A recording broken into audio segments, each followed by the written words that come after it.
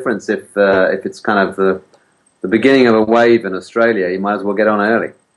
Well, hopefully it's it's interesting because there's a lot of intersections between IT and customer service and marketing that isn't really being addressed by anyone. So that's sort of the spot where I feel it's good. But tell me about what you're doing in your business. I've had a bit of a look at what you're doing, but it sounds really interesting. So I've been in customer experience for quite a while, about 13, 14 years, one way or another. Mm-hmm. Back in 2000, when it was not very well known at all, it was quite a hard sell, to be honest. But now it's as you say, it's kind of all the buzz. Most of my work, it kind of falls. I don't really specialize in any particular industry, but the truth is that the industries that I'm most interested in it are retail, simply because they get consumer research and have done for a long time. So that's well established in retail, mm-hmm. which makes them quite demanding clients, actually, but that's fine. I'm finding in leisure and transport, where so for example, in transport, the passenger experience, they are a lot of transport companies. The airlines are a bit better established, but the bus companies, the rail companies, they are still pretty much getting people from A to B. I came across a rail company that described its passengers as freeloading freight, which I thought just encapsulated the way they did not get. They just did not get the concept of a passenger as someone who should be understood. I did a lot of work in healthcare. Healthcare is probably my biggest sector now. Patient centricity is huge across the globe, and here in the UK it's becoming a really big issue, politically as well as from a healthcare perspective. So I do quite a lot of work with drug companies and with our own state healthcare system, the NHS, but also a lot with small businesses, startups who want to build customer experience into their proposition from the ground up. Small businesses who want to build a niche where the intimacy of their smaller group of customers is perhaps better than a large corporate. So it kind of crops up all over the place. And for me, the core of my work is, so how do you capture it? How do you structure something that is actually quite unstructured? So customer experience data is hard to get your arms around. It's everywhere. It's in social media. It's but the easiest way to see it is to go with people, and if you're trying to understand what the experience is of a restaurant chain, you need to be going to the restaurant chain with the customers, and they just give you a running commentary of what they're thinking. And I particularly like that approach because when you come back and talk to them afterwards, the difference between what they say they did and what they actually did can be quite different, which does highlight the need for, I think, a more ethnographic approach, because what goes on in the subconscious of customers is not always what they realise is going on. So, so it's a whole load of different data sets that need to be kind of integrated together, and you end up with something that represents what the customer wants. So you've sort of gone through some of the segments that you're looking after, and I guess what I'm taking from what you said is that the research that you do is a little bit more hands-on, following what the customer's experience actually is. Because a lot of the, I guess, thought leaders that I've spoken to in service design seem to be mapping that out with a group of people, but it seems largely still assumption-based. It's taking the best guess. And I asked a few of them, well, why don't you actually get the customer in that customer experience mapping exercise? And they sort of had said to me, well, that's the next step, or we're doing that. Yeah, that's something we're thinking about. Right. But what I'm hearing from you is, there's nothing like the first-hand data to shape. There isn't. And one of the things I really dislike about some of the leading service design thinkers who have some fantastic methodology, which I'm very impressed with. Yeah. But the thing I don't like about it is it's usually done in a artificial or a sterile environment. So even when they are doing things like user design for a website, and they get the users in, they sit them down in front of a screen, it's usually in a user lab where they can track everything, and it's completely artificial. Whereas when I do, for example, watching people shop online to buy stuff for their home or their family or whatever, and I do it in their house, on their machine, and you see how when in the real world they're about to buy something, when the dog runs into the room or the baby starts crying or just an email appears and they get distracted, because that's the real world, and that should be built into the user experience. But in service design companies, they don't do that. Ethnographic approach is a very limited, almost an afterthought. And my view is that it should be the other way around. The vast majority of it should be the user experience with all the overlapping other stuff that goes on in their lives. You see this in healthcare. Is a great example. When they go to the hospital, the doctor is usually the only person who calls them a patient. So everybody else, I'm mum, dad, a friend, or whatever, they don't call themselves patients except when they're in a clinical environment. So why would you do patient research in a clinical environment where you force them into a persona of you're a patient? And in fact, in our country, you have a patient number attached. If you haven't got your patient number, it slows the process down, which is very inconvenient for us in healthcare. So, when my view is most of the time, 95% of the time, you're not a patient, you're you, and you're an expert in being you. And let's start with that, and let's hear that story. And maybe we'll get to talk about your cancer treatment later on today. But to be honest, I'm more interested in how you're coping with your life with this condition. And I find you get a much more real set of data about patient experience than if you just frame it in, let's look at the clinical journey from diagnosis to first treatment to second treatment and so on. Yeah, I read one of your articles which was sort of alluding to that, in that, the real data as opposed to what could be happening in the real environment. So I appreciate that. How much do you think your work in being good at what you do comes from, insight or empathy, or is it just observation? Like, do you need a bit of both? I think some of it is attitudinal. I think one needs to train yourself to say, all of the clues that I'm hearing, I come from a more classical research training where I've got a discussion guide, and I really want to hear about the 10 issues on my discussion guide. So when the focus group drifts off topic, you bring them back to the 10 questions pretty quick, because the clients behind the glass want you to do that. Whereas I try to train myself to say, look, everything they're saying here could be a useful clue, but I don't know at this point in time. So I don't want to shut you up just because you're talking about your family, because it may be that you're going to go on to say, my family provides the kind of support for my needs that I wish the social services could provide, but they don't. So I rely on my mum. And that clue can give you some really useful stuff, but you didn't know they were going to say that. So if you shut them up as soon as they start to drift off topic. So I think one of the things is an attitudinal concept for yourself to say, don't force them into a preconceived set of topics that I think is what the issue is all about. Let's focus on them. That's one thing, but I did need some training for that.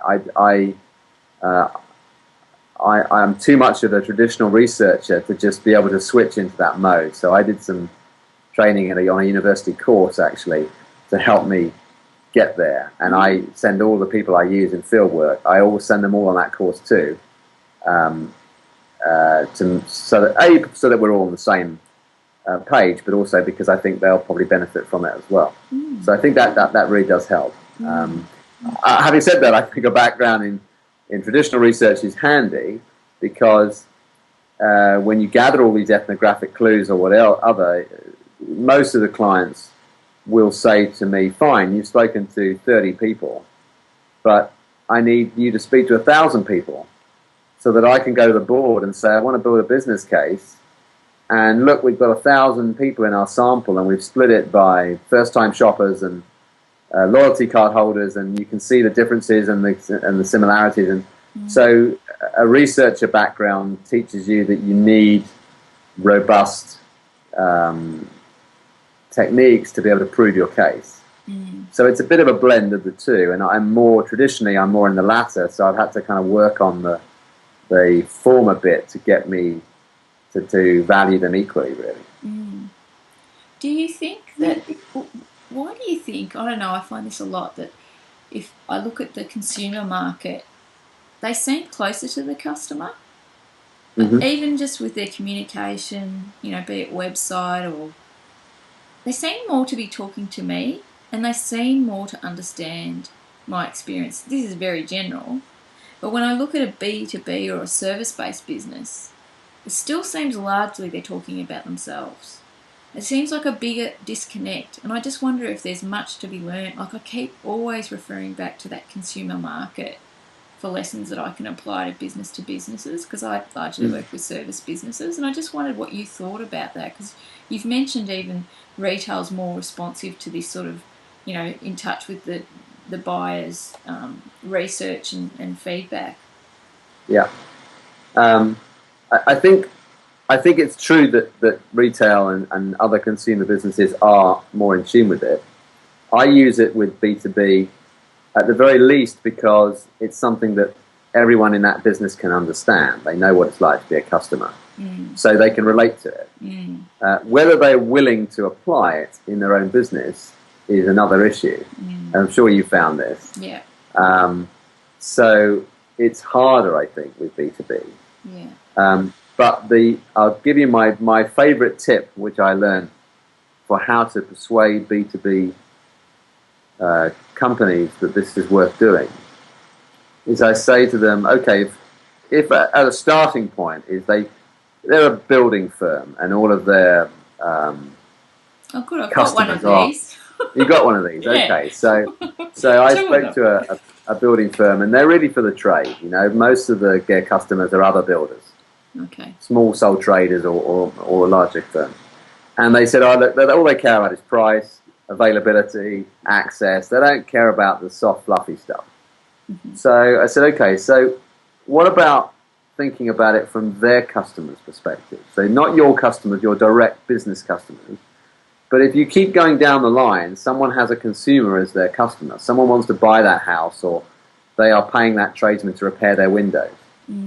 If you can give them insight into what their customers value, that can help you improve your business proposition to win more business. And all of a sudden they're thinking, oh yeah, I'd love to win more market share. So that would be great. And it suddenly made them think, actually, that does make a difference. And I get that. And it was a bit of just a mind shift, and I find that works quite well with a number of different companies. That you need to maybe take them one or two levels down the chain to get to the point where their customers, who they would love to think they give great customer service to, to what degree are they understanding that? And then you can work back to, okay, so let's think about businesses. Yeah, make it real for them. That works quite well. Oh, that's a good one to know. How do you see, and you had this in one of the articles I was reading, all the different channels, well, two questions really, all the different channels that we now have as customers to navigate this journey in terms of, I feel like I've got a lot of information if I want to go and buy a car, and probably more than the person in the sale yard, because I've looked at reviews and I know what it's worth, and I'm going in there from a position of at least some knowledge, whereas 5 years ago I wouldn't have had a clue. How does that change the journey in terms of my position as a customer in the world that we're in now? That's one question. And the other question I've got is the use of, and you had some of this research in the use of different groups of personas born at different times. So, for example, a Generation X experiences to my mum's experience. And I think I read somewhere in one of the reports, Forrester, I think it was, that in 2025, 70% of the population that are employed are going to be this Gen X. So I'm just wondering about that big demographic landscape as well. So one is the world that we're living in, I guess, and the demographics behind that changing it. Is there any of that that can be applied just generally, or do you always have to bring it back to that one individual? Well, a few things on that, I guess. One is on the channels and the much greater availability of insight and data for customers than they ever used to have, like buying a car. Quite common now where the customer knows just as much as the salesman about the car because he's done his homework. So I think that does change the customer experience from I'm here to buy a car and this guy's here to sell me a car. I think it changes it to, certainly from a sales perspective, he should become more of a guide, more suitability, more inside track. And it's there simply to help, whereas not to persuade. It's simply to provide options. It's more like, the way I try and think of it is more like a concierge at a hotel. He doesn't sell you stuff, but he's got tons of knowledge, and a lot of his knowledge is local stuff that it's very hard to know unless you really live and work around this hotel. But you kind of trust him because he's got no particular reason, you'd hope, for sending you to one place or another. And so I think that changes the relationship between buyer and seller. And I think you see that online with user reviews and a whole raft of other data. So I think that is only going to increase to the point at which you should encourage people to make their own decision, but you just give them the best data available. As far as the demographic question you raised, which is a really good point, and it's a tough one because there's some generic data out there which shows at a population basis that, yes, older people are getting more online than ever before, and so, let's give them online propositions. But when you talk to small cohorts of people, you can find some very online savvy people, and you can find some people who don't own a computer and refuse to own a computer. So I think it's dangerous to run too much with generic assumptions about generations. But having said that, there are I think, some things that are more at the younger end than the older end. I think the younger generations are much more consistent in the characteristics of their generation than the older ones are. The older ones, some are going to run with the new stuff and some are going to stay in their old ways. But for a young person today to turn their back on the digital world is extremely difficult and socially quite limiting.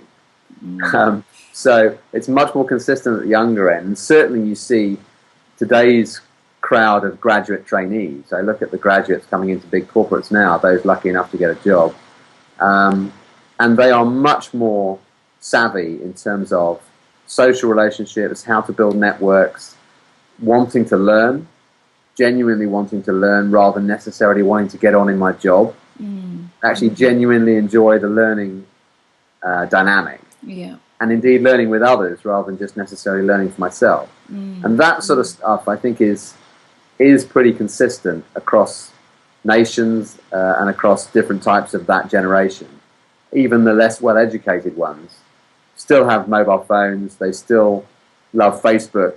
No matter how much money you have or how little money you have, you can still get to learn to love that stuff. They still play games, video games. And so I think that side of thing is very dangerous for a brand to ignore today from a customer experience point of view. So I tend to have more faith in the generic stuff at the younger end, whereas the older ones, I want to know specific cohorts for that brand. That makes sense. Do you think, and we sort of spoke about this at the start, but do you think that, I've read a lot about this is the age of the customer, and we feel this groundswell around customer experience.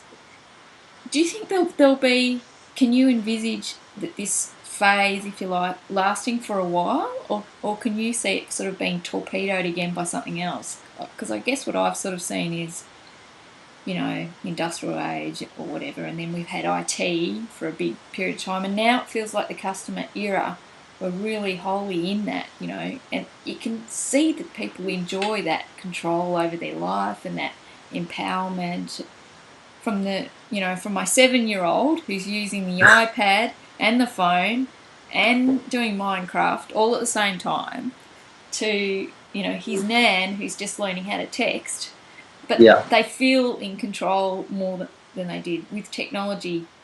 I don't know if it's making them. I feel like we're going back to now humanising that journey again. That's what I feel like, and I feel like we've sort of maybe there's just a point in time when we actually need to get back to that social fabric that used to be there. I don't know, but I'm just sort of wondering if you feel that too, and what you think's next, or is there a next, or how long does this last? Oh wow, that's an interesting debate. I think aspects of the kind of customer revolution is here to stay, and one of them I've already mentioned is the transparency of life with digital data there forever. I can't see you can put the genie back in the bottle for that. No. And I think broadly that's a good thing. However, the one area that I think may be ready for a next wave or a flip is we're still only, I remember being wowed by the fact that the internet even existed 15, 20 years ago. In terms of the sort of social media stuff, one forgets it's only about 5-6 years old, really, at any scale. So I think there's going to be a tipping point, and we're probably, maybe up to a decade away from it, where we get to wash out and see, well, is all of this 24/7 online living that we do now in the Western world, is that actually good for us or not? And I think there may be a realization at some point that it's a bit of a zero-sum game. There are still only 24 hours in the day. Whether you're online or not, you can't extend the day. What you can do is you can fill it up with messages, things to do, so-called multitasking, which I don't really believe in. I just believe in task switching, but that's another issue. So there may come a point where we, as a community or as a certain society, we say, actually, I'm not sure we're any better off after all. So I think we might see a kind of a leveling off, a plateauing, and maybe a slight dip if you graft it, in terms of how much I'm prepared to be continually multitasking, interrupted. I can see that becoming too much. And this idea of Google Glass, where you can walk around and see personalized messages being fed to you from any number of providers as you walk down the street. I personally don't. That to me starts to point towards the tipping point that says there comes a point where there is too much data, and I just want to take these glasses off. And there are environments, I think, where you see, for example, on aeroplanes, where the idea of being able to talk on your mobile phone, which is now technically possible, the passengers actually, when polled, rejected it because they said actually there is still a strange thing that I quite like the peace and quiet and cut-offness of being on a plane for a while. I still want to be able to watch a movie, but I kind of do that at a personal level now, and I would still like to be able to go to sleep. So I think that's a good example of there are some environments where actually you can get too much of a good thing, and I don't think there'll be enough proof of that for a few years yet. But there are certain environments where even now, certain entertainment environments where they're beginning to say, actually, we want a bit more quiet time, we want a bit more reflective time. Galleries, art galleries and museums is an interesting environment to explore this. There's so much digital advancement now that can tell you, and you can use your mobile phone to overlay data. They just relaxed the rules in, I think it's the Louvre in Paris, so that you're allowed to take photos of art now. You never used to be able to for copyright reasons. But now they're thinking, well, if it engages you to take a photo, go home, play around with it, share it with your friends, I'm into art now, that's a good thing. But there comes a point where I think, actually, does anybody go to a gallery now and just look at the art and just think about what that means? And I think there's, again, a tipping point that says that are we actually gaining from this digital environment or not? So I think that somewhere along the line, it's early days, but somewhere along the line there might be a bit of a change there. Yeah, it's a really interesting scenario because, I mean, just taking my son for example, he's into Minecraft, and And what's Minecraft? so Minecraft is basically an app that you build worlds. So it's like Lego for kids, but it's digital. Okay. Um, and that's good in some ways, but then when he goes to his friend's house, his friend and he can be in the same world, so they can be building together and collaborating, which is kind of nice. But where it sort of reaches the tipping point is where you're reading something about kids being on these devices forever, and then them getting really hunched over and their shoulders and actually affecting their physique to the point at which you have to make them lie in their bed with their head back to get their neck back in the right position so that they don't have some physical disability for a few hours. So it's just such a different landscape. I remember just going out and kicking a football around, or Yeah. we're making fun of it. But I think the really interesting thing that you brought up for me is that collaboration or that opportunity to share. I think that that's a really, really interesting thing. And particularly with reviews, I think we're still seeking out peers' opinions, and that collaboration in terms of taking learning, not just me, but beyond me, I think is really interesting as well. So, yeah, that'll be interesting to see where that goes to. You mentioned just before when you were working with startups that they're trying to actually test or explore that customer mapping or that customer experience from the start and then build out from that, which I think is really interesting.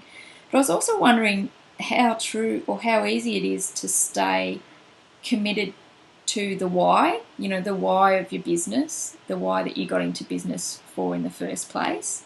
And I think that you had in one of the articles I was just reading about there were two things in this article which was really good. I'll actually put a link to it that you wrote, which was basically this customer workbook that you've done on how to make a business customer centric, which was fantastic. One of the things I really liked about it was you gave a couple of examples of businesses that that was interesting. I'll just try and bring it up. One of them was Amazon, and you were talking about how they had also made the marketplace open with this marketplace initiative, but they still stayed true to their why, which I thought was really good, which was this access of the best information. I'm just wondering how difficult it's going to be for those businesses that don't start off that don't stick to that why, or is it going to be more difficult to stick to that piece if they actually go out to the market and want to become more customer centric, but it's so opposed to what they're doing? Will we just see lots of businesses hit the wall? Is this going to be a make or break for some businesses, this revolution of customer centricity? I do think that that the advantage for a new business, whether a small startup or even if they're starting up at a bit of scale, it's an advantage for them to understand what is authentic about our brand and our behavior. And let's get that nailed at the beginning so that we have a fighting chance of staying true to that, so that when a new opportunity comes along, we can ask ourselves the question, does that fit with our brand values or doesn't it? At least we've got some brand values to judge that. And that will help us be consistent with what we're trying to do, rather than they just opportunistically think, oh, well, that's a good opportunity to grab some market share, when actually it may not be the right thing to do. And I think that there are some good examples out there, and probably the banking sector is the best example. Telecoms is another example where they have some tremendous access, a unique privileged access to data about us as individuals, and it's a degree to how much are they going to use that data in our interests versus their interests. So a bank, for example, can see that you have gone overdrawn in your current account, but they can also see that you have $10,000 in your savings account. So a bank that's working in my interests would say to me, hey, I see you've gone overdrawn. I'm sure you don't want to pay charges. Would you like me to move some money out of your savings account temporarily so you can avoid some banking charges? Now, they have the insight, the data to do that at scale. Whether they're prepared to do that for me, if they are going out with a brand that says you're working in the customer's interests or some strapline to that effect, then that's the right thing for them to do. Now, their shareholders may take a different view because it might impact profit. So they need to make some decisions about, well, what kind of bank are we? How are we going to set ourselves up with our relationship with our customers? And telecoms is the same. If you're going over your data plan, they can do things about it or they can not. And my experience here in Europe is that the telecom companies have had to been dragged kicking and screaming to place, for example, if you go abroad and you're using your mobile phone, you can run up a bill of hundreds of pounds very quickly. And it's only really been through EU legislation that has forced them to put a cap and say, actually, once you get to £10 a day, you can't be charged anymore. It's just ridiculous. But they didn't voluntarily do that because they don't really have the customer mindset. So I think there is an opportunity for new businesses to set up at the beginning and say, all right, how are we going to set this up? Are we going to set it up on a very much a commercial basis and be upfront about that? And maybe there's some customer benefit in the way that EasyJet or other cheap airlines are very transparent and say, look, you're not going to get the best experience in the world with us, we guarantee. What you are going to get is a really cheap entry price. If you need a bit more bells and whistles, maybe you want to go to another airline. That's up to you, but at least they're upfront about it. Whereas, as I say, some other industries are not. So I think not everybody has to... A customer experience core doesn't necessarily fit every brand. I wouldn't say that the differential for their business, if they're going to have a USP, it always has to be customer experience, because that rules out the low-cost players. Well, I think that the consistent thing that everyone should be is authenticity about their brand. And to say, if it's not going to be a great experience, it may be just a functional experience, then position that as that's why we're in the business, to give people a choice, and you'll probably get a price advantage if you do that, and we may become a mix, and you may end up trusting us more, even though we don't do the sort of Rolls-Royce customer service.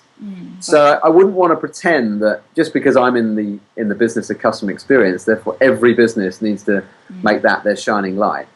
I think the reality of the world is there's too much choice, and that's a good thing in the world. So there's a place to play. But if you choose not to play in the customer experience area, I think you need to think about growth.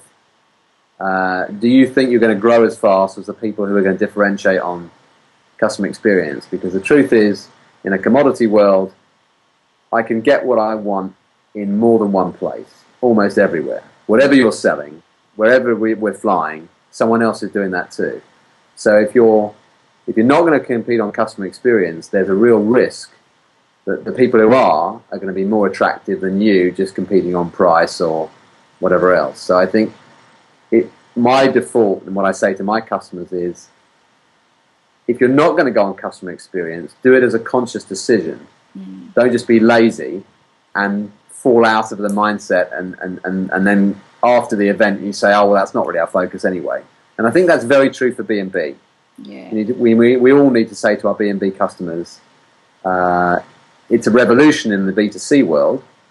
If you don't want to get involved, do it consciously and be aware of the consequences, because even if your customer is a business customer, he's also a mother, father, lives in the consumer world, and is being influenced by the kind of service that they get from consumer brands as opposed to business brands. So it's just a warning light, which usually wakes them up to the fact that maybe I need to look at this after all. Well, it's interesting. I like how you be conscious about it, and you know, the other thing is prove it. You know, I think a lot of people tout this is their value set, but it's sort of lip service. And I think if you can prove it, it's kind of interesting. I just have one final question for you, and that was really around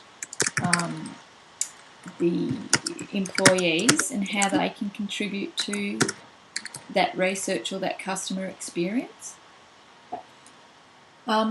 Just your thoughts on that, because in this article that you've got, it's also, that the employees can actually, put some of their intuition or some of their insight forward, and just how companies could use that to also help create this culture that doesn't just start and end with, the customer service people, that it is something that is that everyone's empowered to contribute to and also put input into.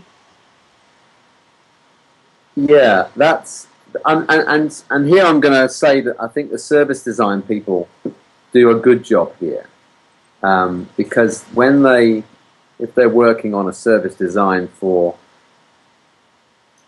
what's the best way to, how do we handle complaints coming into the contact center, the call center, for an issue for a mobile phone company or something.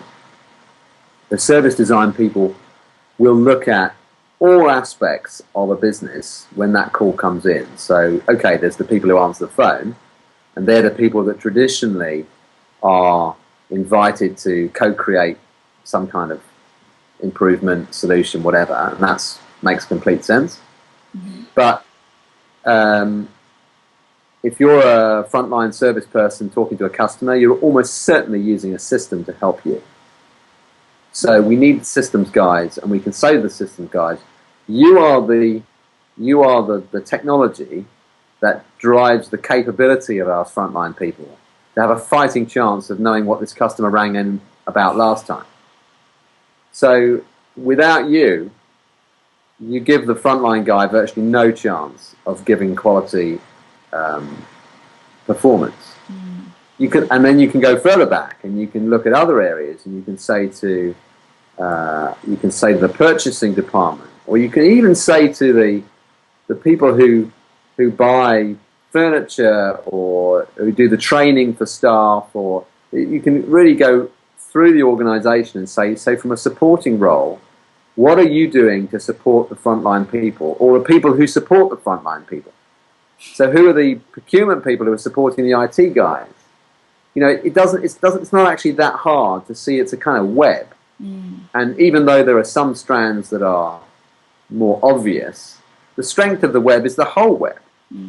That's what makes a spider's web work. If you just chop one part of the whole thing really doesn't have any strength anymore. And I think when I do work, and I'm just actually promoting an employee engagement workshop to people this month, and what I will say to them in my talk is that's the mindset you have to do. If you just do it by silo, if you just talk to the customer service teams, or you just talk to the sales teams in the stores, that's great for that particular interaction. Mm-hmm. But don't be so kind of naive as to think that they just magically turn it on for the customers. In the same way that, you go to a theatre performance, if you don't have the lighting totally in sync with the players on the stage, the thing doesn't work. In fact, it can be quite embarrassing. So the lighting guys, the guys who rig the sound, they're not the heroes of the story. But believe me, if they don't get it right, if the guys that maintain your airplane don't maintain your airplane, no matter how good the pilot is, you give yourself a hard time. So that's, I think you need some examples to bring that to life. Hello, we have a little visitor coming in. Oh, that would be my son. I'll just wrap up. Hello. Say hi. Hi. Thank you so much for your time. Is there anything that you're reading at the moment that you think would be good and useful in this area? Let me email you on that. There's a few things I've got. I'll email you on that and give you some ideas. Great.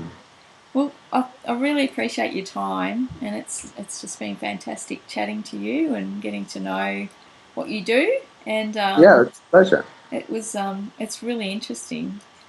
Well, let's stay in touch, because I'd be interested to hear a bit more about some of the B2B examples that you're working with, because that's an area that more of my work is B2C than B2C. So I'd be quite interested to hear how you're getting on in